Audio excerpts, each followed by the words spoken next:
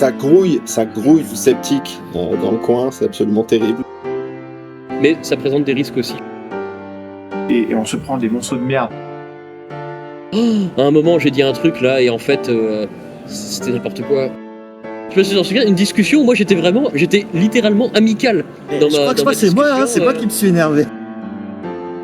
Aura eu un apport qui sera au moins équivalent, phénoménal, à ceux d'entre nous qui ont les plus gros égos. Je résume le message simplement, faut pas croire qu'on est le seul à douter. T'auras peut-être pas d'interview, mais t'auras un bêtisier en or. Ça serait bien que ce soit plus gentil. Est-ce qu'il y a une phrase prévue dans la question? On n'a pas réussi à s'en débarrasser. Non, bah. On pourrait peut-être commencer par là. Voilà, et on a Fiscalix là-bas aussi qui fait semblant de pas avoir. Tu sais que c'est 20% la TVA là-dessus. Et oui, il y avait des trucs vraiment fascinants.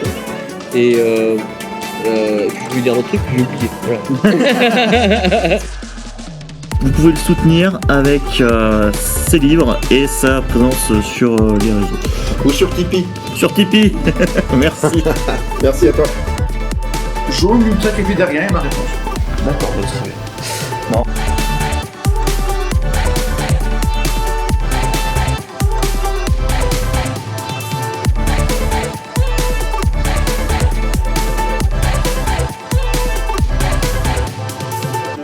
Bienvenue, je suis Jarod. Je vous embarque dans les rencontres de l'Esprit Critique qui ont eu lieu fin avril 2024. Il y en avait pour tous les goûts. Des ateliers, des discussions, des jeux, des grandes conférences ou des plus petits exposés, des débats. Le programme est juste énorme. Nous vous souhaitons la bienvenue à bord de notre TGV Inouï à destination de Toulouse à Matavio.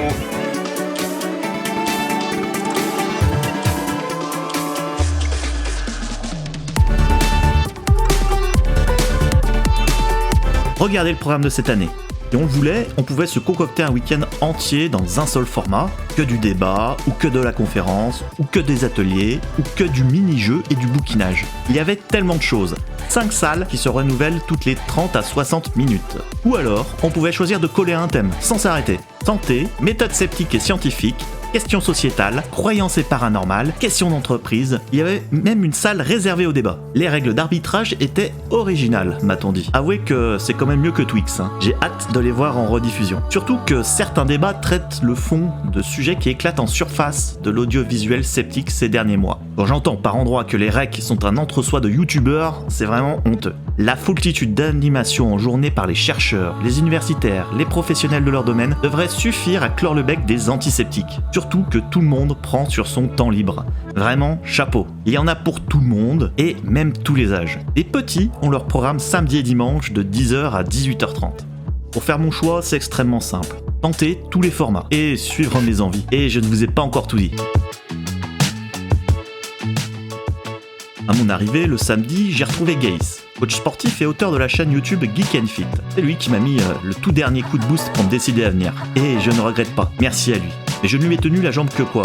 Une minute, il a été pris à l'abordage par d'autres figures du net, peu de temps avant qu'il ne s'éclipse pour animer un atelier. Le REC est un moment extraordinaire. Les rencontres portent bien leur nom. Je suis un inconnu, et pourtant, je me suis retrouvé débordé. C'est une bonne chose. Je pars faire un tour de reconnaissance. Je suis intimidé par le foisonnement humain. Avec 5 heures de train dans les jambes, il est trop tôt pour s'enfermer dans une salle de conférence. J'entreprends de découvrir les expositions. Des œuvres dessinées et rédigées. Cela invite à réfléchir seul en silence. À ce moment-là, je me souviens de moments plus personnels et lointains où je découvrais les contenus sceptiques sur YouTube. La zététique nous en apprend plus sur nous-mêmes que sur le monde. Le doute, qu'on peut naïvement qualifier de problème dans les réflexions, de symbole de l'indécision, comme une sensation désagréable émanant de la méconnaissance, eh bien ce doute-là peut être domestiqué et servir de balise autour de laquelle on déploie ses méthodes critiques rationnelles. On se questionne, on révise ses connaissances et on améliore sa compréhension du monde, au moins légèrement. Mon esprit est mobilisé par une première expo sur le harcèlement scolaire. Le phénomène existe dans le monde entier et il semble intemporel. Pourtant, des associations et des artistes nous questionnent. Est-ce que les primates sont inéluctables ? Elles le seront si on ne prend pas la peine d'engager la première étape, prendre conscience et comprendre. Je suis aussi agréablement surpris par une seconde expo, une collaboration entre Romain, qui réalise notamment les planches de BD Evidence-Based Polymer, et Metabrouter. Je ne les imaginais pas en haut de l'affiche. J'ai rencontré les Dollarons via les réseaux sociaux. Ils sont drôles et humbles, ils tapent toujours dans le mille dans leur domaine. Les effets des biais et des pseudosciences dans le quotidien, pour l'un, et les manipulateurs qui usent de séduction et de chantage par internet, pour l'autre. J'adore leurs travaux. D'ailleurs, Romain tenait un stand de dédicace pour son livre. J'ai sauté sur l'occasion pour me faire plaisir. Et juste en lui parlant de mes ambitions pour ce rec, ni une ni deux, il a accepté une interview. Restez jusqu'à la fin, je vous en dirai des nouvelles. Je suis un rondhomme très occupé. La vidéo est déjà bien avancée et je vous ai caché une dinguerie, les spectacles. Rien que ça vaut le déplacement au rec. Peut-être pas 10 heures de train et 2 nuits d'hôtel, mais j'ai reçu bien plus que pour le prix des billets, qui sont gratuits. On est bien chez soi pour regarder la tronche en biais, mais j'avoue que je voulais être présent au moins une fois à un tronche en live. Cette occasion est enfin arrivée le samedi soir. Numéro 136, les épidémiologistes savent-ils ce qu'ils font? Bien calé dans l'amphithéâtre, on profite.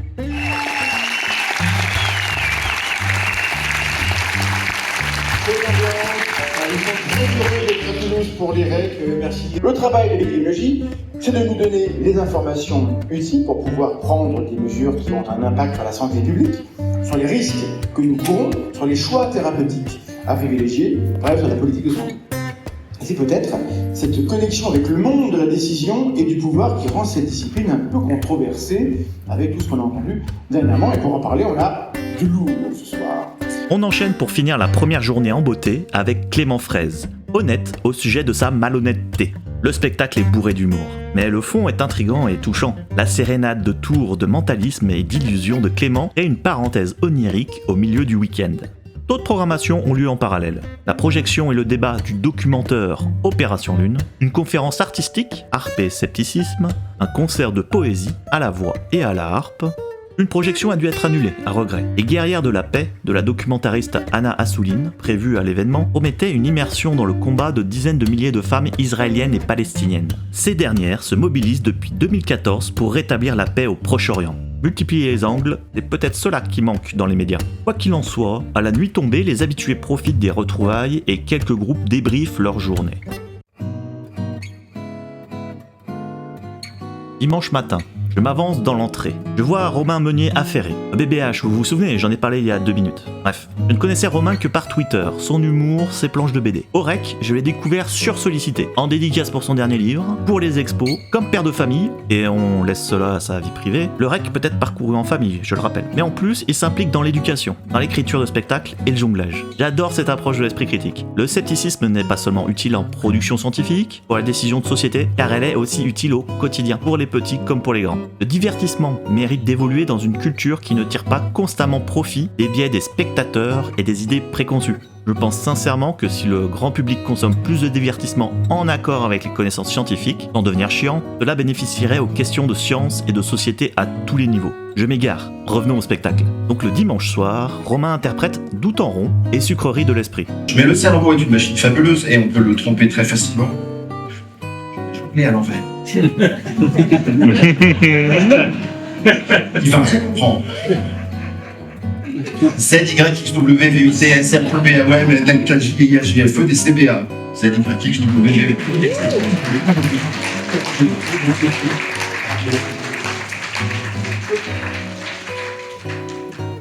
Tranquille. La raison d'être des recs, l'ambiance, l'accessibilité, on peut tous attendre quelque chose de différent des recs. Mais pour moi, la clôture des rencontres avec ce spectacle, c'était une symbiose de tout. Les extraits sont déjà en ligne. Les rencontres de l'esprit critique ne sont pas un événement de youtubeurs, c'est un événement avec des youtubeurs. Des figures qui démocratisent les méthodes via les plateformes vidéo. Et c'est mon péché mignon. J'avoue que s'il n'était pas présent, je me serais contenté d'attendre les retransmissions. Au passage, toutes les conférences sont filmées. Cher vidéaste, me voilà.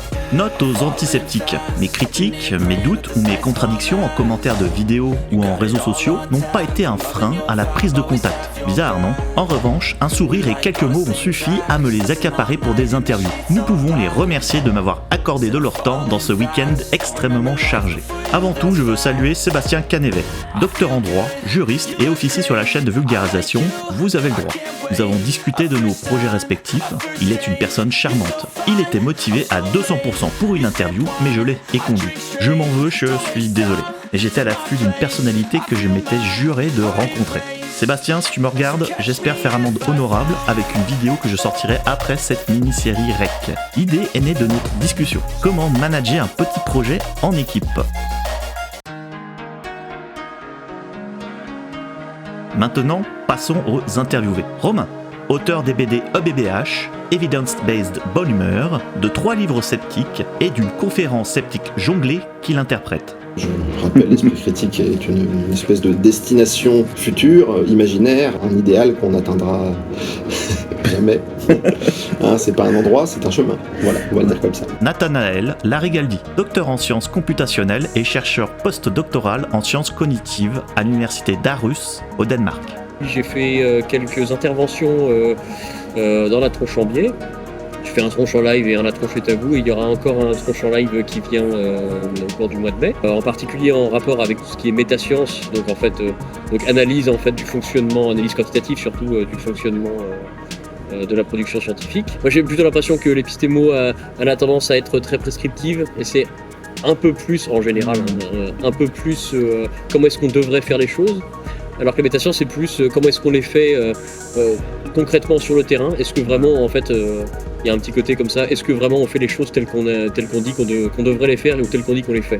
Acerment d'Axe, ou Thomas Durand, cofondateur de l'Association pour la science et la transmission de l'esprit critique, Aztec, animateur et cofondateur de la chaîne La Tronche en Biais, docteur en biologie et blogueur dans l'univers de l'esprit critique. Comme je suis biologiste, j'ai une entrée qui reste biologiste, quoi. Je m'attends pas que tout se résume à ça, mais moi c'est quand même mon entrée, donc j'assume d'être un biologiste qui parle de pensée critique. Et donc, je ne peux pas couvrir tout. Et sur la chaîne, essentiellement, c'est des contenus où on invite des chercheurs, des chercheuses, pour parler de sujets dont ils sont experts et qui ont un rapport sur le lien science-société. Pour ces interviews, j'ai voulu démystifier les rouages qui conduisent à la médiatisation des figures de l'esprit critique. Je crois que chacun peut accéder à une visibilité et une certaine reconnaissance de la part de la communauté sceptique, amatrice comme confirmée. Pour cela, j'ai concocté une petite série de questions orientées sur les débuts, les difficultés et les attentes de leur pérégrination dans l'univers de l'esprit critique. Comment t'es venue l'idée de faire ça ? Combien de temps tu y consacrais au départ ?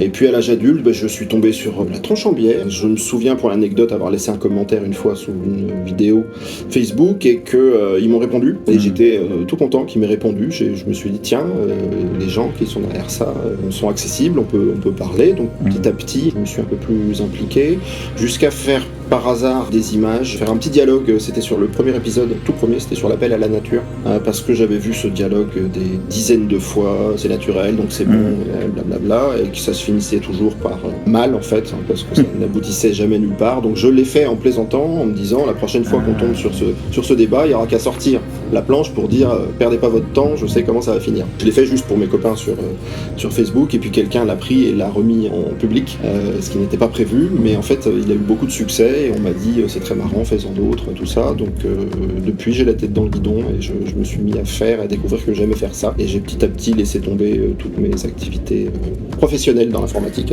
Comme je fais de la recherche, forcément il y a une composante d'esprit critique qui vient forcément s'insérer quelque part, et je dirais l'idée quelque part de participer un peu à la communauté de l'esprit critique francophone, c'est parce que simplement je pense qu'il faut informer le public. Ça me prend pas énormément de temps, je dirais. J'évite un petit peu je sais pas comment le dire autrement que l'overhead du fait de créer du contenu par moi-même. J'ai essayé de lancer une chaîne YouTube, mais justement là il y avait beaucoup d'overhead, c'est-à-dire qu'il faut apprendre à monter, il faut apprendre à faire du traitement sonore, etc. Et en fait, en définitive, le contenu de ce qu'on veut dire, en tout cas quand on débute, au minimum, il devient assez rapidement minoritaire quand on fait les choses par soi-même. Et justement, c'est pour ça que j'ai choisi un petit peu de prendre le chemin par le biais de personnes qui me donnent la parole, plus qu'autre chose, pour pouvoir profiter du fait qu'eux ont déjà ces compétences-là. Et moi, j'ai pas besoin de faire ce genre de choses, et je peux me focaliser sur ce qui m'intéresse, c'est-à-dire la communication et puis et l'information. Mais la chaîne, c'était un projet comme ça, un peu artistique, parce que la marionnette, le Voulet qui fait les musiques du truc, voilà. Enfin, c'était un projet artistique, vulgaire artistique, qui était censé m'occuper quelques mois, voilà. Parce que c'est Vlad qui avait une idée, moi ça m'intéressait pas YouTube. Et puis il s'avère que le retour positif, après j'ai eu l'idée de faire des lives et le monde académique qui répond. On a eu des chercheurs, on a eu des gens pointus, quoi. Enfin, donc le fait que le monde de la recherche prenne au sérieux la tronche en biais, et qu'ils viennent quand même, et qu'on fasse des choses, et que ça se construit petit à petit au fil des ans, ça n'avait rien d'un projet en fait. Ça s'est fait comme ça. Donc il n'y a pas eu de réflexion puisque je suis docteur en ceci, je vais parler de ça. Non, c'est exploratoire. Combien de temps ça a pris avant qu'on te tende un micro, que tu publies un livre ou qu'on t'invite en convention? Je sais pas, 3 ans, 4 ans. Et c'est là parce qu'il y a des gens qui en gros, dès 2016, quand on a fait la réaction mentale, il y a une doctorante qui nous a contactés et qui nous a aidés à trouver les gens qu'on a interrogés dans le film. Parce que moi, je n'avais pas une connaissance de la scène, des experts du domaine, des sciences cognitives. Donc, c'est bien elle qui nous a contactés en disant est-ce que vous voulez de l'aide pour cela, et ça n'a pas arrêté. J'ai constamment des gens qui me disent un coup de main pour ceci, pour cela. Comme maintenant on a un carnet d'adresse assez important et que la plupart des gens qui interviennent, en fait on connaît déjà un petit peu, on est dans une sorte de réseau. Donc et de temps en temps il y a un événement qui pop intéressant, on en parle et puis on invite, puis du coup il te répond aussi. Et je ne pourrais pas te donner une date d'événement, c'est vraiment, ça a émergé un peu tout seul, quoi. À partir du moment où je me suis dit tiens j'ai envie aussi de contribuer un petit peu, j'ai commencé à parler un petit peu sur Twitter. Au début, il n'y avait pas beaucoup de réactions en face, un petit peu, parce que je connaissais 2-3 personnes par-ci par-là. Mais en fait, il y a un moment où moi j'ai contacté des gens en fait en disant je pense que ça serait bien que dans l'esprit critique on aborde un petit peu justement le domaine un petit peu genre la métascience, etc. Qu'on parle un petit peu de ça. Et en fait, je m'attendais potentiellement à plus de réactants, parce qu'on m'avait dit avant, on m'avait dit oh tu vas voir, si tu commences à parler de ça, les gens ils vont pas être contents. Et en fait, au contraire, j'ai eu une réaction vachement positive. Les gens ont dit c'est vrai que ça manque, viens parler. En gros, c'est dès que je me suis manifesté, genre volontairement, tu vois, disant j'aimerais bien discuter, on m'a dit bah oui, très bien, si t'as des choses intéressantes à dire, viens les dire. On regarde, je dirais, d'abord on a regardé un petit peu la production écrite, si je disais pas trop de conneries, je pense. Et puis ensuite on a dit bah ouais viens parler, c'est cool, et ça s'est enchaîné assez vite en fait, parce que les gens ont dit bah il a des trucs un peu intéressants à dire. J'espère qu'ils ont raison, j'espère que j'ai des trucs intéressants. Ah bah c'est sûr. Le contact tronche en biais ça doit être 2015, ma première planche ça doit être 2017.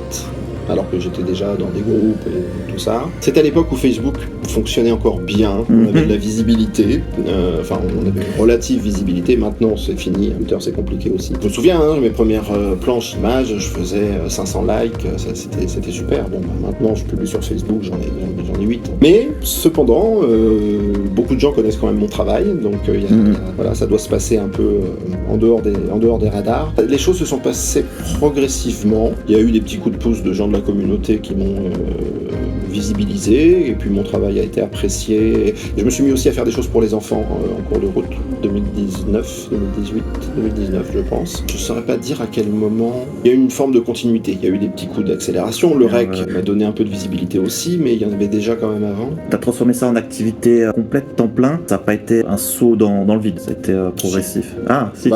Financièrement, si. Ta façon d'aborder cette activité a-t-elle changé? Et est-ce que ça a été dur? Ça n'a pas été un saut dans le vide, ça a été progressif. Ah, si. Financièrement, si. Ah oui. Si, ça c'est. Avec une prise de risque. C'est plus qu'une prise de risque, c'est que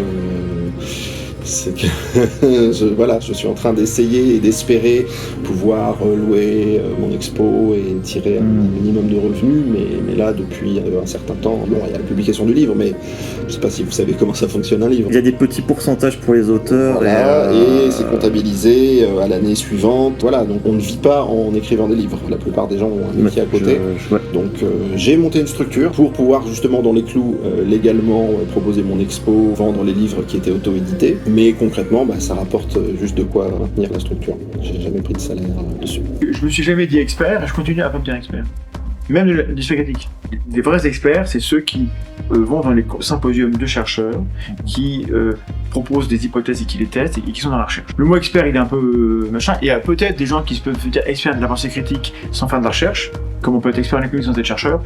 Moi, je suis pas avec ça. Donc, je suis pas expert, je vulgarise. Donc, cette attitude n'a pas changé. En revanche, j'ai écrit un bouquin pour les nuls, les critiques pour les nuls, parce qu'on me l'a demandé. Je ne serais pas allé cogner à la porte, bonjour, je viens vous faire ce livre sur ce sujet que je mettrai par cœur, vous venez me chercher. Donc, et ça change malgré moi en fait. de toute évidence, on m'a identifié comme étant quelqu'un qui peut en parler, et les retours critiques que j'ai, à part 2-3 personnes qui le font pour des raisons qui ne sont pas uniquement épistémiques, j'ai l'impression que le travail est fait correctement. Donc, En fait, c'est toujours la même approche, le même esprit, mais l'environnement qui s'adapte à cette proposition. Voilà, j'ai bien. et ce livre-là, dedans, il y a 10 ou 12 entretiens avec des vrais chercheurs, chercheuses, ou experts de différents domaines. Parce que ce n'est pas possible que moi je vienne en disant voilà, Thomas Durand va vous titiller ce que c'est l'esprit critique. Il fallait juste accompagner par des chercheurs. Et ça, sur la chaîne, la plupart des contenus où on creuse les choses, c'est avec les chercheurs. C'est relativement récent en fait que j'ai un micro. Évidemment, il y a des choses, voilà, des choses qui sont difficiles à estimer, je pense, quand on l'a pas encore fait. C'est que du coup, quand on parle en public, il y a vachement la peur de sortir une connerie. C'est bête, mais en plus, moi, j'aime bien quand des propos provoquent la réflexion. Même quand je me fais jamais complètement l'avocat du diable, parce que c'est pas mon truc. Mais même quand c'est un truc un petit peu, pas forcément super solide, un truc où, tiens, il y a une petite piste de réflexion, là, il y a un truc, il y a un machin un peu intéressant, je pense, à explorer. Et ça, j'aime bien en fait parler de ce genre de choses, parce que justement, en particulier vu qu'on est dans l'esprit critique, je me dis tiens, c'est peut-être susciter, peut-être produire de la réflexion, de la pensée chez les autres, et du coup, hop, ça peut permettre d'approfondir un petit peu la réflexion sur certains sujets. Mais ça fait aussi que je m'aventure peut-être parfois sur des terrains qui sont, je le sens en fait le switch même quand j'en parle, où je m'aventure sur un terrain où je sens là c'est un petit peu plus glissant, mais j'aime bien le faire quand même parce que c'est bien, parce que même moi aussi ça me provoque moi aussi de la réflexion, même a posteriori, peut-être un peu trop, mais j'ai pas l'impression de faire pour l'instant quelque chose d'extrêmement différent de juste discuter avec des gens et de faire, je sais pas moi, une conférence scientifique ou quelque chose comme ça. Mais cette composante, voilà, où des fois c'est le terrain un petit peu plus glissant, ça c'est difficile quand même. Parce que je suis quelqu'un qui se remet beaucoup en question, et beaucoup trop pour mon propre bien assez souvent, même déjà en dehors des discours publics. Beaucoup tendance à dire non, là ça c'est peut-être mal interprété, ça se trouve les gens ils vont mal comprendre ce que j'ai voulu dire. Ou alors ils vont bien comprendre et c'est moi qui ai juste complètement dérapé, je m'en suis pas rendu compte. Ça, c'est des réflexions que j'ai tout le temps. À partir du moment où je vais sur un terrain un peu plus miné, ça, je veux dire, là je sais que je vais repartir du rec. Pendant 3 semaines, je vais penser à un moment j'ai dit un truc là et en fait c'était n'importe quoi. Et alors même que c'est peut-être une phrase dans une conférence d'1 heure, quoi. Ça me travaille. Est-ce que tu penses que tu changes la vie des gens? Et est-ce que c'est le but? Moi, je ne le pense pas, je ne le pensais pas. Alors, non, pas changer la vie des gens, pas utiliser les termes comme ça, mais que ça a un impact et que ça les aide. Ça fait plusieurs fois qu'on vient me dire tes contenus m'aident à discuter avec des gens autour. Alors, bon, situer un peu, ils me disent des gens qui sont vraiment dans des optiques très différentes. Bon, non, mais des gens qui peuvent se questionner un peu, qui sont ça m'aide, je leur fais lire, j'offre tes bouquins ou je montre tes planches et voilà, ça vient faire un appui, c'est voilà, transformer la vie. C'est pour ça qu'on appelle changer la vie des gens, quoi, mais ouais, c'est laisser libre à interprétation. Ouais. Changer la vie, je pense que ça serait surestimer mon importance, je pense. Je veux dire, je fais pas beaucoup de vues, je fais pas beaucoup de lectures, machin. Enfin, je sais qu'à travers la tronche Chambier, il y a eu quand même quelques dizaines de milliers de vues, donc c'est cool. Je pense que il y a un discours qui est pris, qui à mon avis est bon à prendre. Et qui j'espère est mesuré et nuancé correctement pour avoir une vision plus globale des choses. Je pense pas que ça va jusqu'à changer leur vie, mais j'espère en tout cas, et je pense et c'est effectivement le but d'amener un peu plus de réflexion, un peu plus d'esprit critique, tu vois, je veux dire, pour faire une formule un peu bateau du coup dans un événement comme ça, tu vois. Coupé, c'est la bonne, on la tient là. Je reçois des mails tous les 15 jours avec ma vie a changé. Je croise des gens très émus qui me disent merci beaucoup. Voilà. Donc oui, je le constate. J'espère que s'il y a des gens chez qui je crée des réactances et qui vont plus fort dans leur croyance, s'il y en a, ils sont moins nombreux, et que ça fait un million net, eux m'écrivent pas. On peut dire que c'est... Après, c'est compliqué d'identifier la cause, pourquoi on parle de tout à l'heure. Donc voilà. Après, est-ce que c'est le but? Les gens qui font des vidéos, qui consacrent du temps, dans l'espoir de ne rien changer, doivent pas être très nombreux. C'est pas le but, mais enfin, heureusement que ça ne sert pas à rien. C'est tout un écosystème où tout joue, parce que le conflit me dérange pas, j'aime bien, mais des gens qui me disent bravo, votre travail a changé ma vie, j'ai pu convaincre ma maman de te faire vacciner ou c'est cela, peut-être du coup on a sauvé des vies. C'est fou de se dire ça, que peut-être autant un médecin que même on attend de lui qui sauve des vies, mais un mec qui fait des vidéos sur internet, qui peut-être a sauvé des vies, je sais pas comment je le fais, mais tu dis ouais, quand même, du coup il faut le faire bien, quoi. Qu'est-ce que tu aimerais voir de nouveau ou en plus dans le monde sceptique ? Alors c'est compliqué parce que justement moi ce qui a tendance à m'agacer un petit peu c'est de donner des leçons, c'est-à-dire de voir toujours ce qui ne va pas chez les autres sans parler de ce qui va, parce que quand on veut dénigrer un travail on trouve toujours, il n'y a pas grand monde qui est parfait et qui produit quelque chose de parfait. On peut dire que globalement personne ne réussit ça. Je vais prendre un exemple simple, c'est le doute. On est sceptique, on devrait douter, on doit douter. Bon, le doute, on est pleinement conscient de ses propres doutes, et le doute des autres, on le perçoit pas, très très peu. Il faut vraiment qu'il en soit fait état et qu'il soit présenté, conceptualisé, ce qui est aussi un peu compliqué, de venir étaler ses doutes, enfin c'est une démarche difficile. Donc ça nous échappe et on a l'impression je pense que tout le monde a l'impression de douter plus que les autres et ne voit que les certitudes des autres ou les erreurs qu'ils commettent, mais ils voient pas toutes les fois où ils se remettent en question. Donc on a vite l'impression que les gens, on a éventuellement un peu dans le nez, ils savent pas se remettre en question, ils restent sur leur position, ils restent... Mais oui, mais ça c'est la partie qu'on voit, mais on voit pas tout ce qu'il y a en dessous. Donc il faudrait être un peu plus, la fatigue, charitable. Un peu plus charitable en partant du principe que peut-être qu'on ne se rend pas compte des remises en question des autres et qu'elles sont peut-être beaucoup plus importantes que ce qu'on croit. Ça ne veut pas dire que c'est sûr, il y a peut-être des gens qui doutent très peu et qui sont trop sûrs d'eux. Mais gardez à l'esprit cette hypothèse que si ça se trouve, il y a toute une partie qu'on ne voit pas de remise en question de ces gens, et ça calmerait un peu parce que les autres sont les autres nous, ils fonctionnent tous à peu près pareil. C'est une forme d'humilité. Voilà, essayez de voir un peu plus le positif chez les autres. C'est trop facile d'être exigeant avec les autres. Voilà, il faut qu'on commence chacun par soi-même et qu'on garde un peu de doute sur les autres en se disant ils font peut-être de leur mieux, et puis quand on peut les aider à revoir leur point de vue, très bien, mais il faut pas croire qu'on est le seul à douter. Voilà, je résume le message simplement, faut pas croire qu'on est le seul à douter. Plus de bienveillance, je pense. Ça serait bien que ce soit plus gentil. C'est assez difficile à naviguer le côté charitable et en même temps un désir de rigueur. Des fois, c'est pas simple parce que... disons que si on est trop charitable, en fait, il n'y a jamais rien qui avance. Quelle que soit la discipline, pas que dans l'esprit critique, si on est sans arrêt, oui, mais bon, voilà. En fait, les choses n'avancent jamais. Mais par contre, je pense qu'il y a moyen d'avoir de la rigueur en étant sympa. Le problème, c'est que il faut aussi qu'en face, ça soit réceptif. Et ça, c'est pas facile. Parce que quand on est gentil avec les gens et qu'on dit, tu sais, je pense que ça, on devrait améliorer, etc. Les gens, ils ont des contraintes aussi. Ils ont des contraintes temporelles, ils ont des contraintes financières, etc. Ils n'ont pas forcément le temps de se former à des machins, etc. etc. Et c'est difficile d'estimer l'impact final d'un discours. Et des fois, il y a des discours simples, je pense, qui peuvent avoir, peut-être même contre toute attente, peuvent avoir des effets très bénéfiques, et peut-être des discours plus complexifiés qui peuvent avoir des effets négatifs, alors même qu'on est plus proche de la réalité.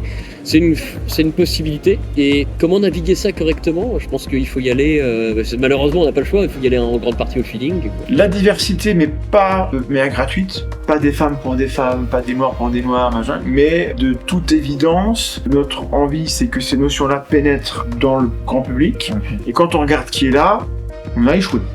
Il faut que on ait des gens qui prennent la parole et qui ressemblent. On écoute ce qui nous ressemble. Donc moi je suis un monde académique, j'ai un vocabulaire machin, donc les gens qui nous regardent, c'est 80% de mecs qui ont le bac, où sont les autres ?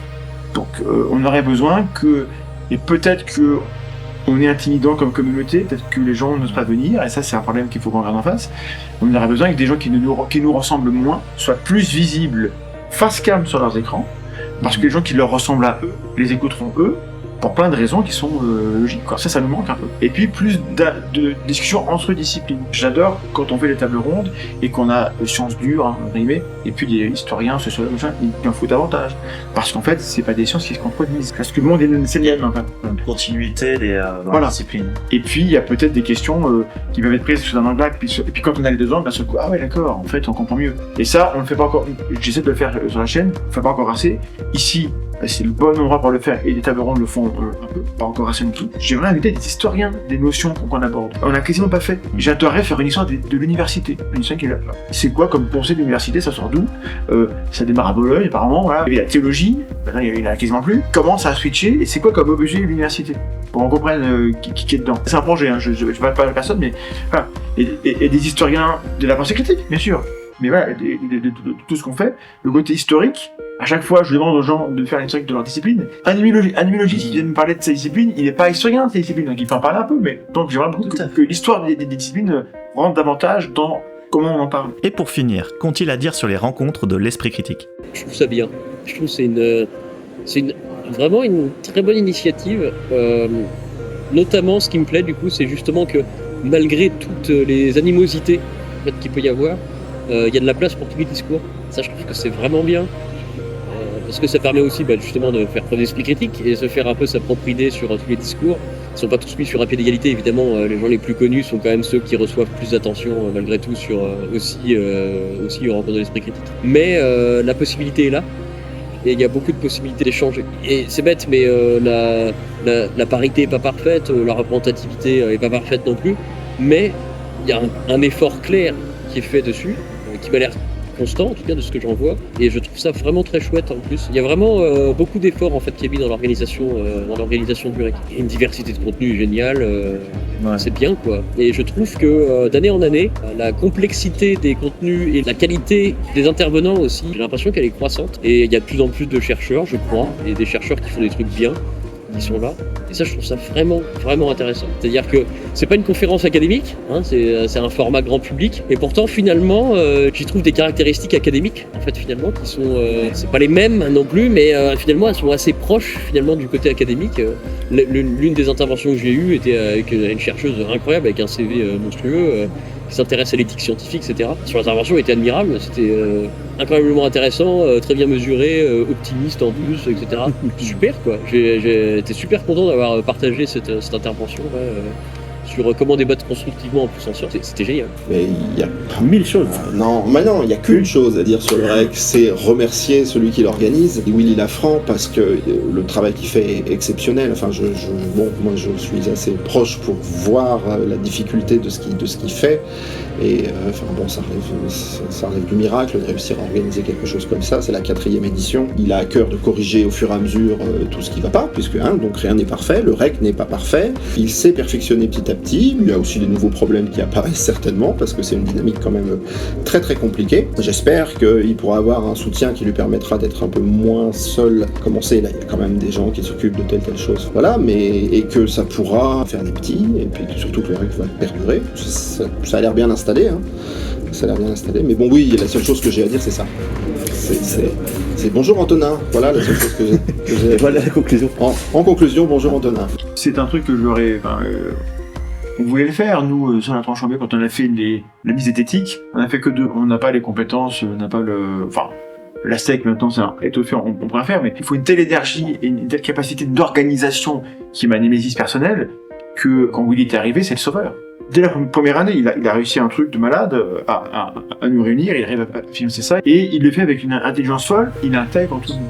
Et c'est très intelligent, c'est pas parfait, mais c'est très intelligemment designé comment on intègre les gens et comment on les laisse construire leur table ronde, comment on crée de l'espace pour que les choses puissent se faire. Et après un peu tout est répercuté sur YouTube. Et maintenant, il va le décliner peut-être avec des règles, des mini-règles qui vont être différentes en qualité, avec des règles dans le monde professionnel, chez les élus, gros angle mort, les élus qui représentent de voilà. Et si jamais tout ça se fait, Willy, qui n'a pas produit un seul contenu personnel, aura eu un apport qui sera au moins équivalent, phénoménal, à ceux d'entre nous qui ont les plus gros égos. Ça ressemble à l'utopie sceptique d'apporter l'esprit critique partout. Ah ouais, partout, encore une fois. Quand on regarde qui vient, on a encore... C'est pour ça que du coup, il délocalise pour que... Peut-être que ce soit moins intimidant avec les gens dans les écoles aussi. Et s'il y a des gens qui se disent la zététique c'est pas pour moi, c'est comme ceux qui diraient la culture c'est pas parce que la zététique ça n'appartient à personne en fait. La culture est à tout le monde. Et Willy, elle est pas. va sûrement jouer un rôle très important sur le fait qu'on va réussir à passer un relais à ouvrir des portes. Je publierai les interviews complètes à partir de la semaine prochaine. Abonnez-vous pour ne rien manquer. Je ne saurais décrire tout ce que cette excursion à Toulouse m'a apporté. C'est comme si je découvrais à la lumière l'univers sceptique dont je ne percevais que le son. Mon sentiment dominant est l'envie. Envie de recommencer. L'ambiance est extraordinaire. C'est un retour à la vie étudiante. Les discussions sont faciles, chaleureuses ou passionnées. C'est aussi un accès grand public au monde scientifique. Envie de voir ce que j'ai manqué. Tout a été filmé. Des dizaines de vidéos vont alimenter la chaîne officielle du REC. Envie de voir comment les interactions au cours de l'événement vont influencer les contenus des chaînes vidéo et des réseaux sociaux. Envie que chacun ait la chance d'y participer un jour. Enthousiaste et réfractaire. Tout le monde peut y trouver son compte s'il est prêt à s'ouvrir et partager. Envie de voir comment cet événement épisodique va perdurer et peut-être engendrer de nouvelles façons d'exercer l'esprit critique avec de nouvelles personnes et dans des endroits encore inaccessibles. Dites en commentaire ce que vous avez aimé ou quelle image vous aviez du REC avant cette vidéo. Merci aux créateurs, à l'organisation et pour toutes ces rencontres. À bientôt mes petits loups.